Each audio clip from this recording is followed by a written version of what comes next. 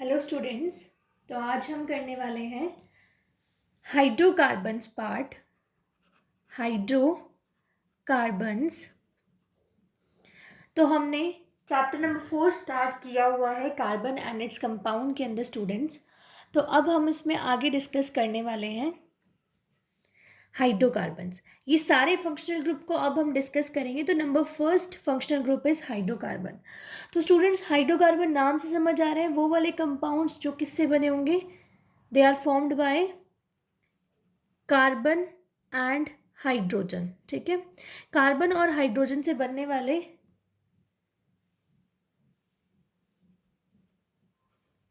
सभी कंपाउंड्स को हम क्या कहते हैं, hydrocarbon. So now we need to discuss कि हाइड्रोकार्बन्स की क्लासिफिकेशन कैसे होती है। When we classify there are two types. Number one is saturated. जो पहली टाइप इसकी होती है वो होती है saturated hydrocarbon and the next is unsaturated one. Unsaturated saturated hydrocarbons वो होते हैं स्टूडेंट्स जिनके बीच में क्या होता है, सिंगल बॉन्ड, सिंगल बॉन्डिंग होती है। सिंगल बॉन्डिंग मतलब कार्बन और कार्बन के अंदर ऐसे सिंगल बॉन्ड्स होंगे, लेकिन अनसैचुरेटेड के अंदर डबल बॉन्ड भी हो सकते हैं और ट्रिपल बॉन्ड भी हो सकता है। दे मे हैव डबल बॉन्ड और दे मे हैव ट्रिपल बॉन्ड। इसी वजह से हम इनको क्या बोलेंगे, अनसैचुरेटेड, और इसी वजह से हम इनको क्या बोलेंगे, saturated hydrocarbon, because they are having single bonding.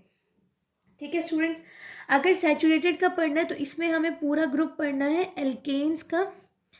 Alkanes के बारे में पढ़ना है हमें इसके अंदर। और अनसैचुरेटेड के अंदर दो होते हैं, डबल बॉन्ड वाले ग्रुप को बोलते हैं हम एल्कीन्स और ट्रिपल बॉन्ड वाले को बोलते हैं alkynes. So we need to discuss about these three groups in detail. So students, for this thing we need to discuss what that is कि जो कार्बन की नंबर है उस हिसाब से हम उनको क्या बोलते हैं। जैसे अगर कोई भी कंपाउंड है उसके अंदर मान लो कि एक कार्बन एटम है, if the carbon atom is 1 so it will be meth. उसके साथ जो रूट वर्ड लगने वाला है वो क्या लगेगा, रूट वर्ड। जो रूट वर्ड लगेगा वो क्या लगेगा, meth. Second, if the number of carbon are 2, so it will be eth. 3 carbon atom, so prop. ठीक है, यही अगर कार्बन एटम 4 होंगे तो ब्यूट। 5 कार्बन एटम में पेंट। अब स्टूडेंट्स ये तो हम क्या सीख रहे हैं, रूट वर्ड, रूट वर्ड है। ठीक है, अगर मान लो इन्हीं में ही आगे जिस हिसाब से हम ग्रुप को स्टडी कर रहे होंगे वही उस हिसाब से इसके अंदर सफिक्स जुड़ते जाएंगे, बट रूट वर्ड यही सेम रहने वाले हैं। ठीक है, 6 कार्बन एटम होंगे तो इसके अंदर हम बोलेंगे हेक्स। 7 कार्बन वालों को हम बोलेंगे हेप्ट। 8 कार्बन वाले को बोलते हैं ऑक्ट।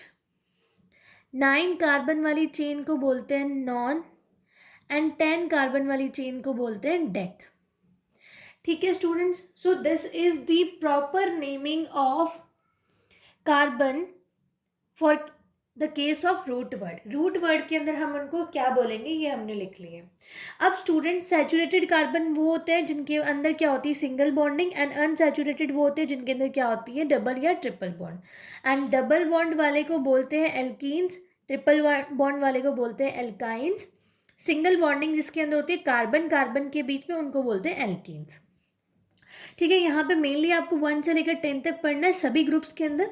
अब स्टूडेंट्स अगर मैं एल्केन की स्ट्रक्चर आपको बना के बताऊँ, सो एल्केन्स क्या होते हैं जिनके बीच में कार्बन कार्बन के बीच में कैसी बॉन्डिंग होती है, obviously single bond.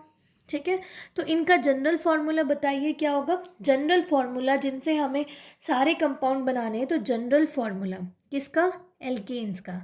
General formula of alkanes that will be CnH2n plus 2. Ma'am, what is N? N here is number of carbon atom, जितने कार्बन एटम हमारे पास चेन के अंदर है।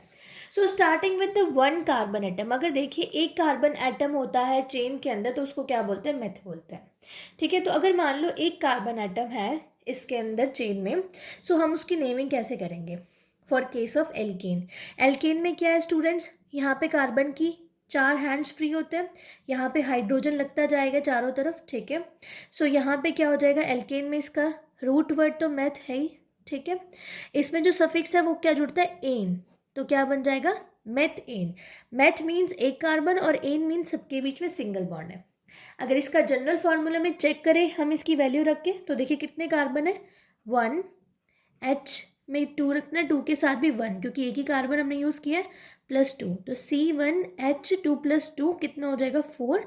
तो मतलब हमारे पास एक कार्बन थे और 4 हाइड्रोजन थे। सो हो गए हैं वैलेंसी सेटिस्फाइड। एंड इसी तरीके से हमें इसकी नेमिंग करनी है। सो इसको हम क्या बोलेंगे, मीथेन। इसी तरीके से स्टूडेंट्स अगर हम दूसरे फंक्शनल ग्रुप में बात करें एल्कीन के अंदर, if we talk about alkenes, alkenes का जो मेन है जनरल रूल वो क्या होगा, CnH2n, और इसका क्या होगा, CnH2n-2। ये तीनों के फंक्शनल ग्रुप आप बहुत अच्छे से याद कर लेना, this is very very IMP, इससे क्वेश्चन बन सकते हैं। एल्केन का फंक्शनल जनरल फार्मूला क्या है, CnH2n+2। एल्कीन्स का क्या है, CnH2n, और एल्काइंस का क्या है, CnH2n-2। These are very very important, ठीक है। इनमें पुट करके वैल्यूज भी हम चेक कर लेंगे। बट अब स्टूडेंट्स यहाँ आप ध्यान देना, एल्कीन्स वो होते हैं जिनके कार्बन कार्बन के बीच में डबल बॉन्डिंग होती है, डबल बॉन्ड होते हैं कार्बन कार्बन के बीच में, और एल्काइंस होते हैं जिनके बीच में ट्रिपल बॉन्ड होता है, इससे ज़्यादा बॉन्ड फॉर्मेशन नहीं हो सकता, ओके। अगर हम बात करें एल्कीन्स की, तो सबसे पहला मेंबर इसका क्या होना चाहिए आपके हिसाब से। हमने तो ये पढ़ा कि सबसे पहले कार्बन वाली चेन को मेथ बोलते हैं, नो डाउट स्टूडेंट्स मेथ बोलते हैं, लेकिन इसका जो यहाँ पे मेन कॉन्सेप्ट है वो भी समझना कि एल्कीन्स में कार्बन कार्बन के बीच में डबल बॉन्ड होता है। तो क्या एक कार्बन अगर आप लेते हैं मेथ वाला तो उसमें डबल बॉन्ड पॉसिबल है, no. So the first member of alkenes is, क्या लिखेंगे आप, इसका फर्स्ट मेंबर जो है एल्कीन का वो क्या रहने वाला है स्टूडेंट्स, वो देखना है हमें। सो इसका क्या होगा, 2 कार्बन वाला जो भी प्रोडक्ट बनेगा। सो 2 कार्बन के बीच में डबल बॉन्ड हमने लगा दिए, ठीक है। बाकी बची वैलेंसी अब हाइड्रोजन से पूरी कर देंगे। देखिए यहाँ पे 2 बॉन्ड तो ऑलरेडी कार्बन बना ही चुके हैं ये दोनों कार्बन। सो यहाँ पे हाइड्रोजन अगेन इस तरीके से। तो क्या है, CH2 डबल बॉन्ड CH2, इसको और श्रिंक करके लिखिए फॉर्मूला को, तो इस तरीके से लिख सकते हो आप। क्या नाम बनेगा इसका, 2 कार्बन है इथ, और इसमें जो सफिक्स लगता है वो क्या लगता है, इन, तो क्या बन गया, इथीन इसका नाम होगा। तो पहला मेंबर एल्कीन्स का क्या होगा, इथीन होगा, ठीक है। This is clear. और इसी तरीके से एल्काइंस में क्या होता है, ट्रिपल बॉन्ड होता है। तो ट्रिपल बॉन्ड एक कार्बन में तो बन नहीं सकता, इसके लिए भी हमें एटलीस्ट 2 कार्बन की ज़रूरत तो पड़ेगी, यहाँ पे H और यहाँ पे H, तो CH ट्रिपल बॉन्ड CH, इसको हम क्या बोलेंगे, इथ आइन। इसमें जो सफिक्स लगता है वो YN लगता है, आइन, इथाइन। इट शोज कि यहाँ पे 2 कार्बन है और उनके बीच में ट्रिपल बॉन्ड है, एंड इट शोज कि यहाँ पे 2 कार्बन है और उनके बीच में डबल बॉन्ड है, ठीक है। तो इस तरीके से आप नेमिंग कर सकते हैं इनकी, और इनका ये क्या है, जनरल फार्मूला है। और अगर हम आगे चेक करें कि हम फर्दर इसको और कैसे सीख सकते हैं बाकी रूट वर्ड के साथ में, तो अगर जैसे मान लो आपको बोले कि आप फॉर्मूला बना के बताए पेंटीन का। So pent here stands for 5 carbon chain, ठीक है, कार्बन चेन है 5 की। अब यहाँ पे ENE लगा हुआ है, मीन्स यहाँ पे इट शोज कि यहाँ पे कैसा बॉन्ड है, डबल बॉन्ड है ऑब्वियसली, ठीक है स्टूडेंट्स, ये तो हमें क्लियर होता है। तो 5 कार्बन की पहले चेन बनाओ, अब डबल बॉन्ड लगाना है। सो अब ये नहीं समझ आता स्टूडेंट्स को कि कहाँ लगाए, तो स्टूडेंट्स आप ये अपना एक बना लो रूल कि हमें यहीं पे पुट करना है स्टार्टिंग में, पहले तो फर्स्ट और सेकंड कार्बन के बीच में। देखो नंबरिंग करके भी देख लो, 5 कार्बन हो गए, अब इनके बीच में हमने क्या लगा दिए, डबल बॉन्ड। बाकी बची हुई वैलेंसी अब हाइड्रोजन से भर सकते हैं, 1 2 3 4 5 6 7 8 9 एंड 10। सो इस तरीके से यहाँ पे सारी बची हुई वैलेंसी हाइड्रोजन पूरी कर देगा।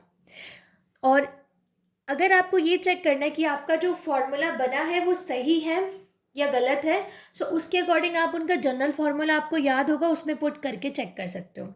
अब आप चेक कर लो यहाँ पे कितने कार्बन, 1 2 3 4 5, तो C5 1 2 3 4 5 6 7 8 9 एंड 10, टोटल हाइड्रोजन अगर लगाएंगे तो 10 बनेंगे।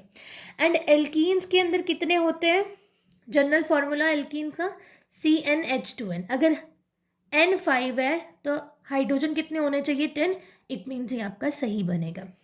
सो एक ट्रिक बताती हूँ स्टूडेंट्स, जिससे आपको इनके तीनों के जनरल फार्मूला जल्दी से याद हो जाएंगे। वो क्या है, let's check that. So the trick for learning the general formula of all these alkene और एल्काइन क्या है। एल्केन का क्या होता है पहले लिख लिए, CnH2n+2, एल्कीन का CnH2n एंड एल्काइन का CnH2n-2।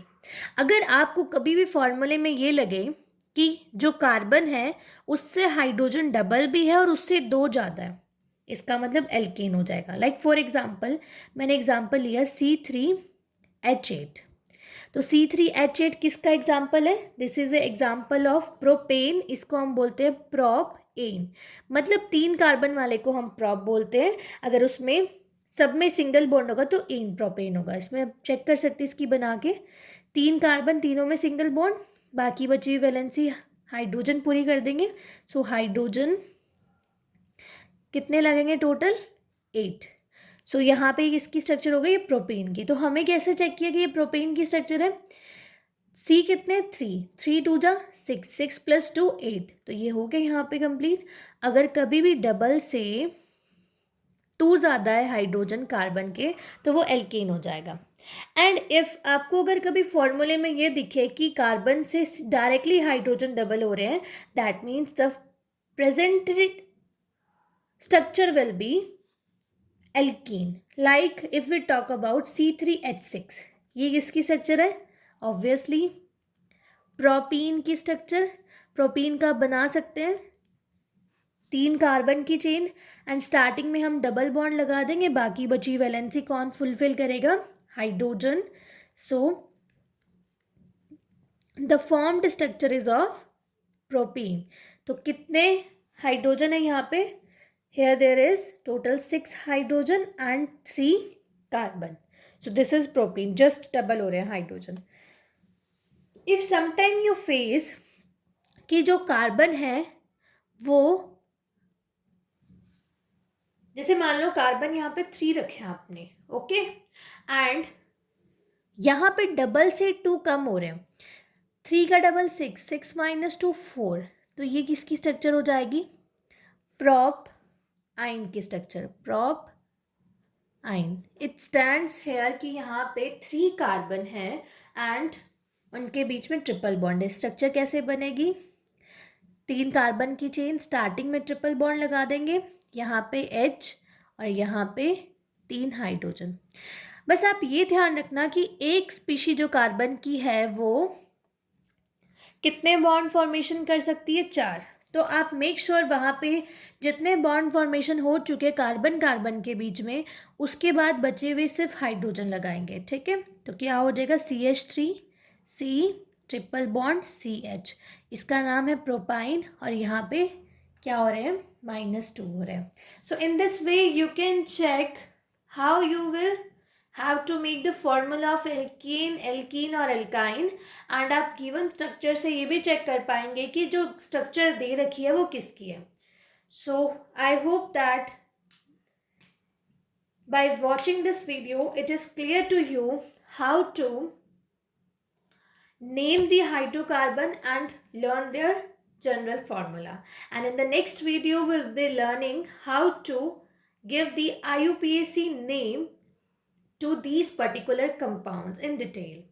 Thank you. Till then, learn that series of root word of carbon where we have learned that how we will be naming the carbon from 1 to 10. So you will be learning this series from 1 to 10. Let us revise कि अगर एक carbon है तो meth बोलेंगे, 2 carbon है तो it बोलेंगे, 3 prop, 4 but, 5 pent, 6 hex, 7 hept, 8 oct, 9 non, 10 dec. Thank you for watching. Please share with your friends also.